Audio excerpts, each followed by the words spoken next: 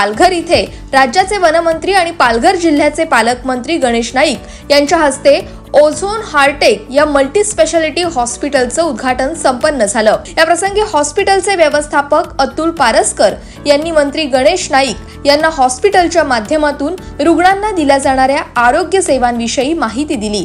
रुग्णांना सेवा देण्यासाठी आरोग्य सुविधांमध्ये क्षमता असणं आवश्यक असतं आणि हेच लक्षात घेऊन या हॉस्पिटलमध्ये सर्व प्रकारच्या विविध वैद्यकीय सुविधा एकाच छताखाली रुग्णांसाठी उपलब्ध असणार आहेत। या प्रसंगी गणेश नाईक यांनी सर्वांशी संवाद साधताना हॉस्पिटलच्या माध्यमातून येणाऱ्या रुग्णांना त्यांच्या आर्थिक क्षमतेनुसार त्यांना चांगल्या प्रकारच्या आरोग्य सेवा दिल्या जाव्यात अशी अपेक्षा व्यक्त करत पुढील वाटचालीस शुभेच्छा दिल्यात। या उद्घाटन प्रसंगी खासदार हेमंत सावरा, आमदार राजेंद्र गावित, पालघर जिल्ह्याचे जिल्हाधिकारी गोविंद बोडके, सरपंच प्रीती पाटील आदी मान्यवर उपस्थित होते। Bureau report, Navi Mumbai network.